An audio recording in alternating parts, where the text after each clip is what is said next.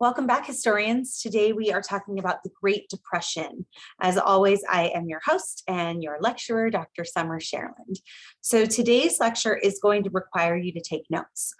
There are 4 guiding questions that I'm going to want you to be looking for examples of, brainstorming, content, recording knowledge that you're learning in your notes. So grab a piece of paper. You probably need at least 2 pieces because there's 4 questions. If I were in your situation, I would write the question, 1 question on each piece of paper, and I would do a total of 4 pieces of paper. But some of you might want to do this in 2 pieces, right? You have a question here and a question here. So grab your notes, grab your notebook and a pen, and if you need to pause the recording, you can. And when you're ready, come on back. Okay. So here we are. Today we are going to look into these 4 questions, sort of lecture questions. Number 1, what were the causes of the Great Depression? As I train you and teach you about the history of the Great Depression, I want you to be looking at what caused it. What were the origins? What motivated this Great Depression in America and across the world? Question 2, what were the effects of unemployment, loss of income, homelessness, and bank closures? How did this affect Americans and America? Question 3, how did Americans experience the Great Depression? Now, question 2 and question 3 might be kind of similar, right? Question 2 is about how did the effects of the Great Depression manifest in America? And question 3 is really about how did Americans actually go through this? What kind of experiences, emotions, or social sort of reactions came from this? And then question 4, how did the New Deals and/or World War II help end the Great Depression in America? Those are your 4 questions for today's lecture. And so I want you to make sure you have room to address each of these questions. The way I'll organize the lecture is I will start with the question that we're discussing, and then I will give you content. Now, I'm not going to exactly answer the questions for you. I'm providing you a ton of information that will help you answer the question for yourself. So if you need to pause the recording to write these questions down on the top of pieces of paper, please do so and come on back when you're ready. Let's begin with context. You know I like to look at context. What was happening before the Great Depression? What was the world like in 1929 when America sort of pummeled into a Great Depression? Well, we just finished talking about the 1920s. And the 1920s, as you know, were known as the Roaring 20s. They were also called the New Era. There was like the New Woman, the New Negro, right? Like there were different references to people being new versions of themselves in America. The 20s were really similar to the Progressive Era. You remember that Gilded Age we discussed? In that America was exploding in prosperity. This was a time of great wealth and great success for a lot of white middle-class Americans. That's because the incomes of working people increased along with those of the middle class and wealthier Americans. Now, of course, people were left out, primarily people of color, right? But it was still a time of great promise and economic opportunity. Mostly the largest growth industry was manufacturing, primarily the automobile, but also clothing, textiles, technology, communication. Lots of different industries were experiencing rapid growth. And Americans were in love with the automobile. They loved kind of this new way of life. Women in particular had a sense of freedom and independence from their families because they had access to the automobile, right? And it just seemed like America was in this great boom, right? World War I had ended. The only thing that was really kind of hinting to folks that a depression might be on the rise was that Germany was really hurting as a result of World War I and the sort of the aftermath of World War I. But if you look closely at the economic health of the country at the time, there were signs that the Great Depression could happen. The Great Depression didn't come out of nowhere. It's not like out of like one night somebody went to sleep and then the next morning the country was in decline. Part of the problem was the way the economic system was built. There was no safety net at all, right? So if you put your money in a bank, there was no insurance that your money would be there the next day. And there was also just kind of this oversaturation of credit. So buying on credit, just like we have credit cards now, buying both, but not just like products, but also stocks and materials and investments on sort of bonds that were based on good faith. And that ultimately leads to a consequence that we begin to see with the Great Depression. So here we are, question one, what were the causes of the Great Depression? That's what we're going to talk about right now. There are a couple different origins or causes of the Great Depression. The first are the economic origins, and these are the most obvious, right? There was the widespread prosperity of the 1920s, which ended very quickly, very abruptly. Out of nowhere, it seemed. 1929 happened, and all of a sudden America had all this wealth and then lost it all.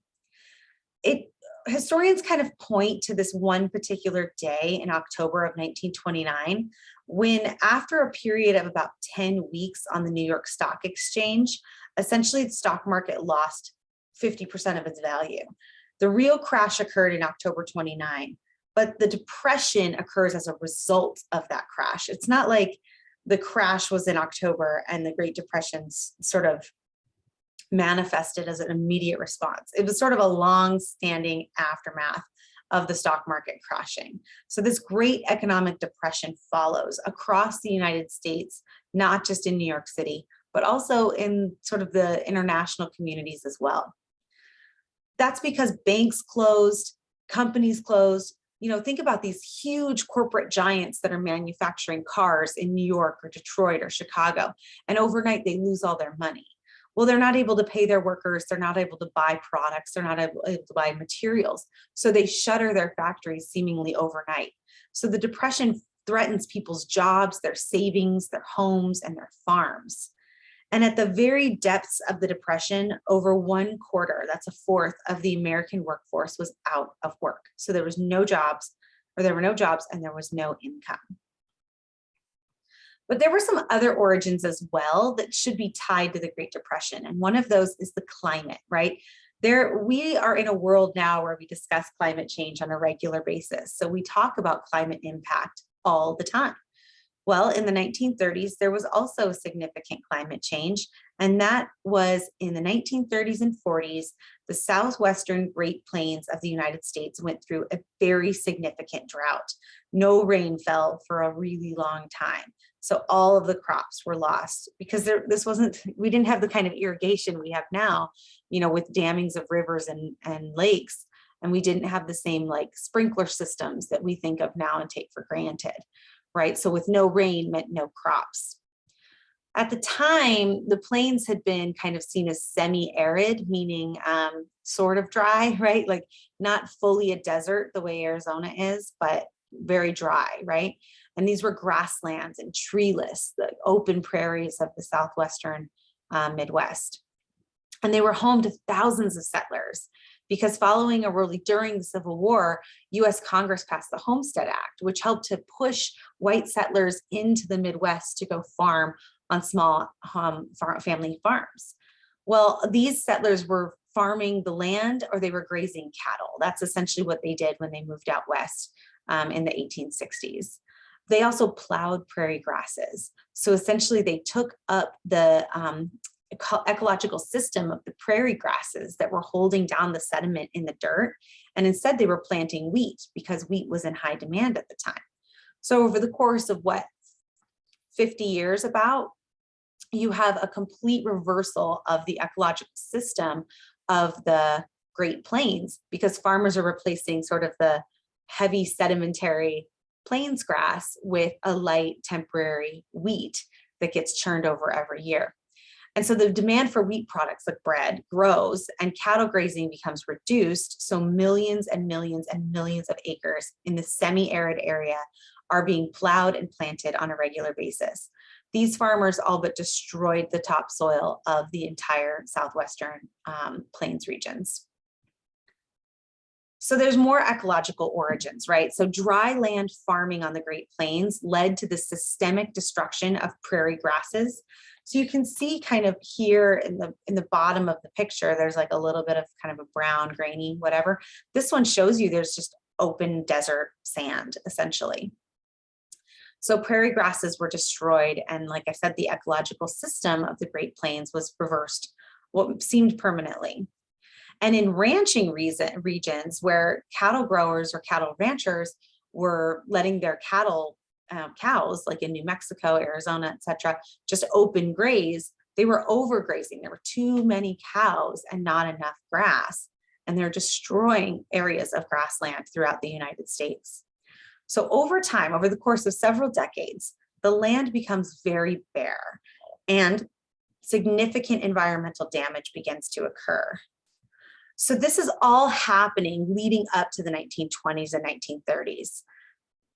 Among these natural elements, strong winds begin to take place in the region, and they begin blowing away seeds and topsoil and nutrients. And you have essentially an entire region of the United States that is now without water, crops, or any sort of form of productivity. Well, how could this possibly be tied to the Great Depression? Isn't the Great Depression a part of financial history or economic history? Well, think about it. The grasslands, the Midwest at the time, were essentially America's breadbasket. They were producing all of the food that Americans were eating at the time. Because of the railroads, they were able to grow things like wheat, produce things like bales of hay, right? And then load them onto railroads, which were then sent out to places like San Francisco, Chicago, right? Philadelphia. And then in those manufacturing industries, those things were then processed into edible food. So the whole system, that's what ecology means, right? It's a whole system of factors that are now affected because of the financial and climate conditions of the Great Depression. So if you need to pause, take a break, brainstorm or click through all these slides, which things you think led to the Great Depression based on what I've told you, and come back when you're ready. Okay, before we move on to our next topic, I want to introduce you to something called the Dust Bowl. The Dust Bowl really is a title for what I just described to you when it comes to American farming and the Great Plains. With the onset of the droughts of the 1930s, this overfarmed and overgrazed land simply began to blow away. Sand and sediment were just blowing out of the Great Plains, so all of the nutrients were being dispersed elsewhere. Winds were whipping across the plains, raising billowing clouds of dust. If you've ever seen The Wizard of Oz, it takes place in 1930s Kansas. It takes place in the Dust Bowl. The beginning with the tornado. The sky could darken for days, and even well-sealed homes would have a thick layer of dust on the furniture. In some places, the dust drifted in like snow, covering farm buildings and houses. And 19 states in what was called the Heartland became a vast dust bowl. It was just all this beautiful greenery, which you see on the left side of this brochure or poster, is replaced with brown, dry desert landscape. There's no chance of making a living at the time. There's no farming. So farm families abandoned their homes and their land, usually fleeing westward to become migrant laborers in places like Oklahoma, Colorado, and California. So that's a little bit origins too, but it's also a little bit with our next questions in terms of the impacts, right? The effects of unemployment, loss of income, homelessness, and bank closures. So move on to your next paper because we're going to talk about the effects of the Great Depression.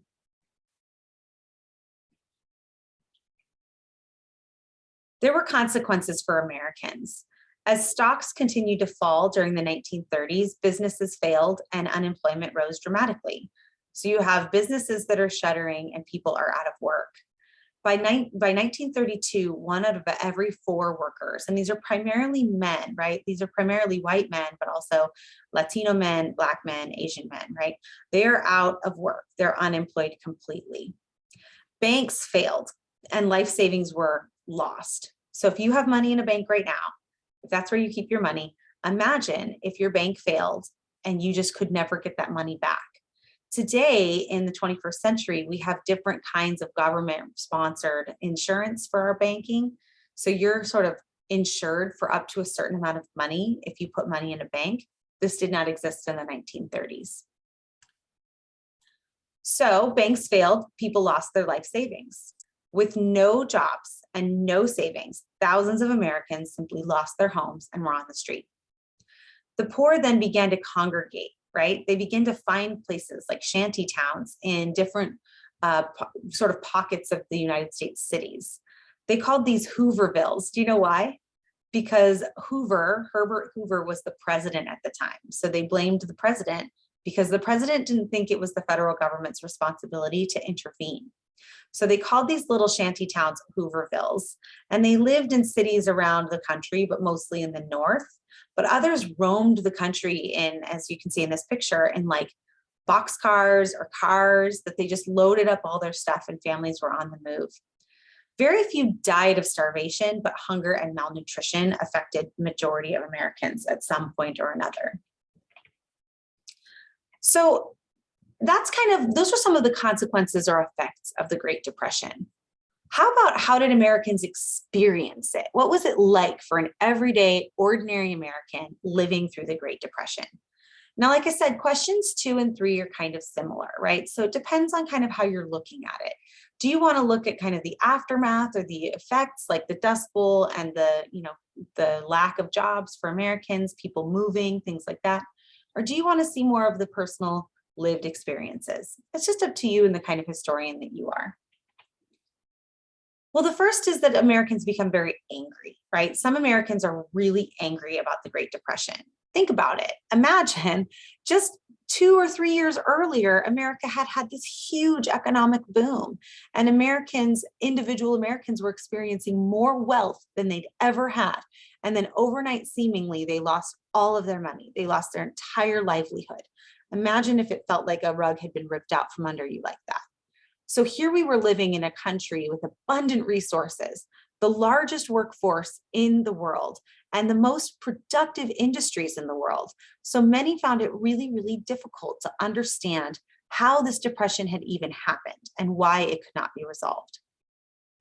It was also really difficult for people to understand how are so many people dying of starvation, although not many people died, but it appeared that they were, in a country that seemed to possess just huge quantities of food, right? You have a massive industry of farming in California, Arizona, and throughout the Midwest. So if we have all this access to food, why are people starving? So everyday ordinary Americans began blaming politicians, bankers, speculators, people who were like land speculators and went out and promised, farming opportunity in the Midwest. And so discontent with the Hoover administration started pretty early on and got really nasty. So by 1932, that's only like not even like 2.5 years after the stock market crashed, hunger marches and riots were becoming common throughout the country. Here's a particularly dark moment in American history that has to do with how everyday Americans experienced the Great Depression. It's June of 1932, and there's nearly 20,000 World War I veterans. So World War I ends around 1914, 1915 for America. So you've got kind of an era of veterans that are coming of age, right? And I'm sorry, I misspoke. World War I, America kind of entered World War I sometime in 1914, between 1914 and 1915, but it ends in 1918. So you've got about 12 or 13 years, right? So you've got people who fought in World War I. They were young men at the time, probably in their 20s or late 20s, early 30s, maybe.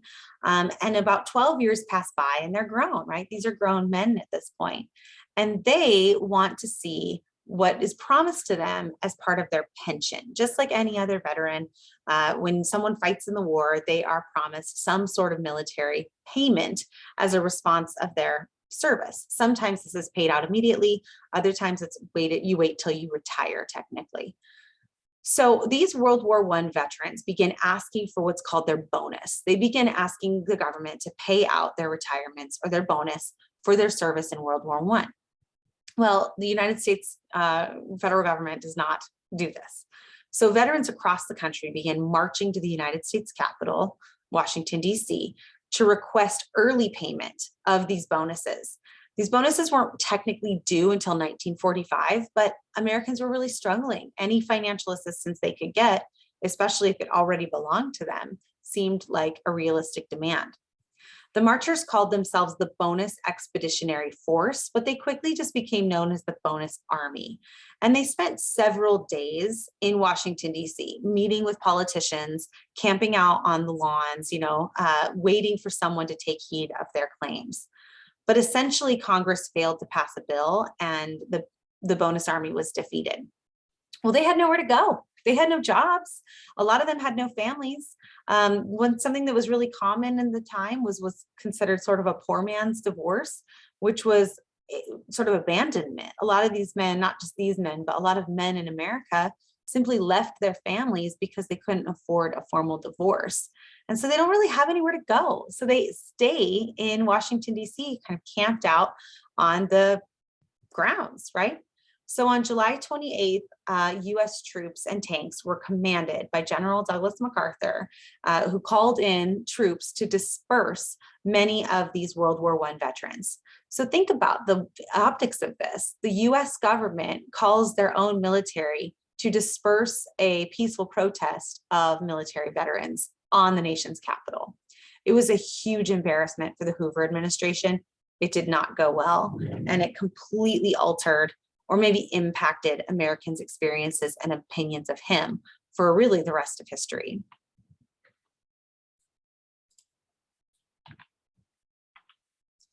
Something else that I want to talk to you about in terms of how people experience the Great Depression is with regard to race relations. No group was hit harder than African Americans. So Latino Americans were experienced quite a bit of racism and xenophobia at the time. And we can talk about repatriation later. But in terms of economic numbers from high to low, African Americans were hit the hardest. By 1932, more than half of African Americans were out of work. When it came to the other socioeconomic factors, it was 1 in 4, but African Americans were 1 in 2. In some northern cities, whites called for Blacks to be fired from any job as long as there were whites out of work. This happened in the Southwest as well when it came to Mexican Americans. Racial violence became really common, especially in the South. Lynchings, as you remember us learning about earlier, had declined by about 1932, but over the course of a year surged again.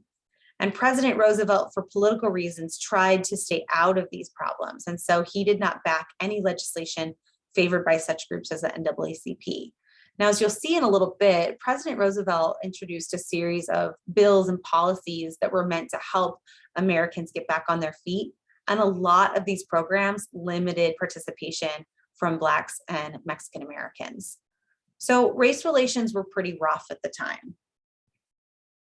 But it was varied across the country. Not all citizens were caught up in any of this. A lot of people didn't know about the Bonus Army. They didn't participate in any of these things, right? Some were so downtrodden or so busy just surviving the day to get involved that they didn't even acknowledge like any of this happening.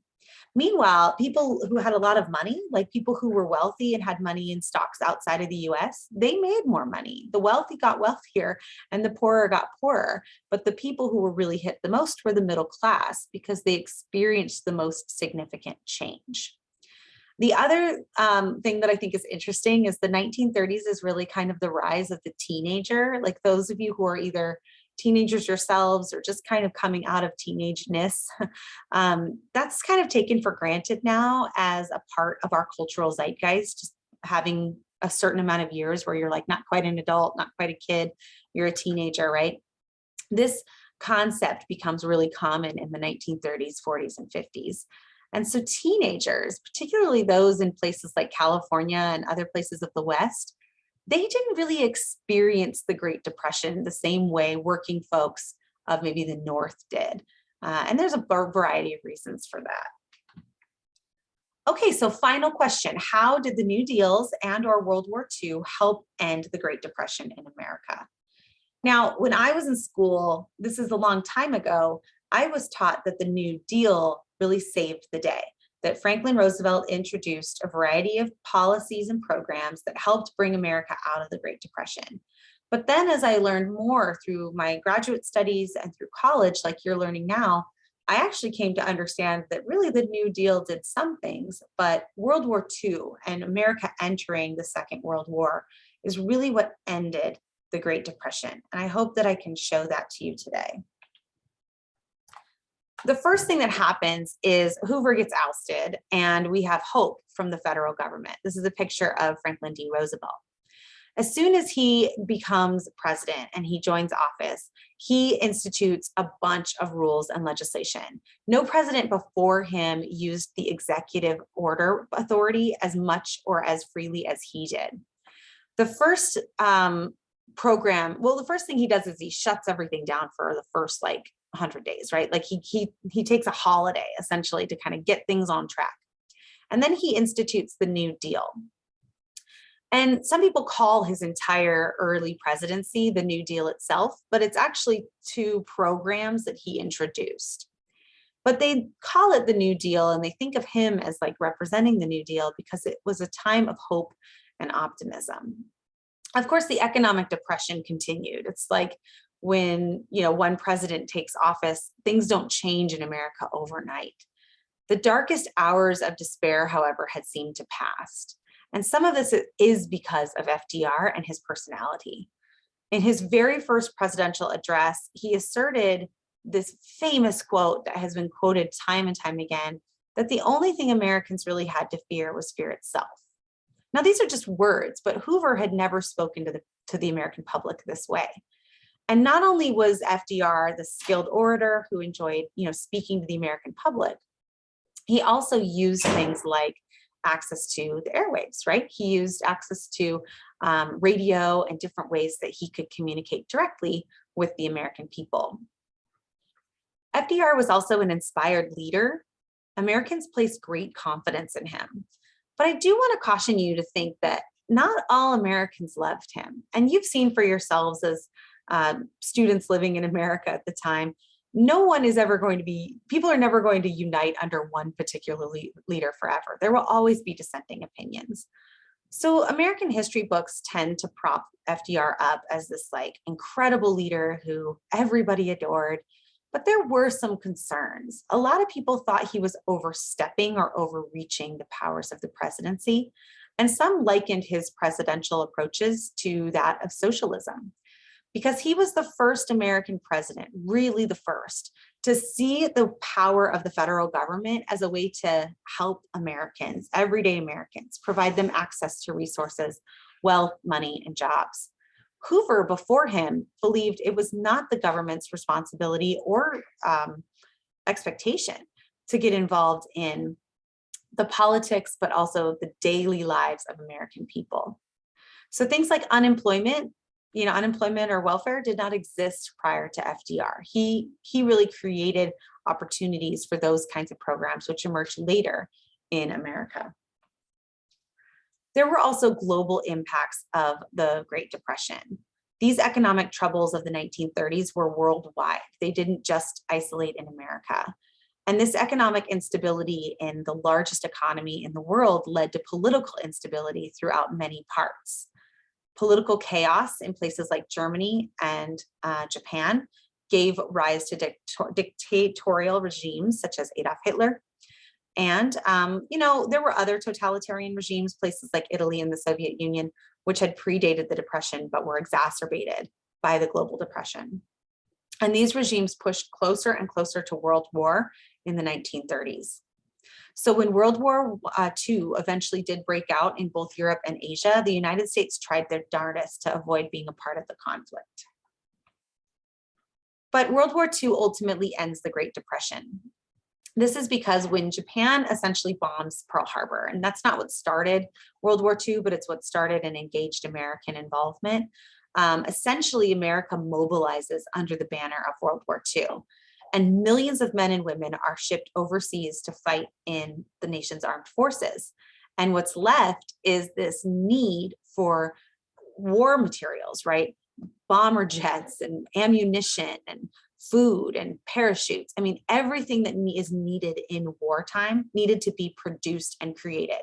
So all of a sudden, America's entrance into World War II is also the turning point in which all those shuttered factories, all those closed mines, all those closed manufacturing industries reopened with the specific goal of outfitting World War II Americans. And so people go to work for the first time in a long time. Women in particular who had worked as homemakers or who had maybe say like had lives and jobs in sort of childcare or waitressing service, right? They took part in military operations, right? They took part in military industry. We'll learn about that in the coming weeks. And there's an increased need for things that Americans can produce, like steel and resources for war, but also things like food, right? Wartime food is necessary. So Americans are participating in the war effort. The other thing they're doing is as they're earning money, they're participating in the war-related economy by buying things like Liberty bonds from the US government. So they're investing back into the US government. So these are my references. Most of them are taken directly from your reading guide, although you'll see that some of the images that I've cited are from different places. But remember, here are your questions that I wanted you to be able to address. What were the causes of the Great Depression? We talked about economic and we talked about ecological/geographical or climate. What were the effects? The Dust Bowl, the loss of income, homelessness, bank closures. How did Americans experience or feel their way through the Great Depression? And how did the New Deal and or World War II help the Great Depression, end the Great Depression in America? All right, I look forward to seeing what you had to learn this week, and I will see you next time.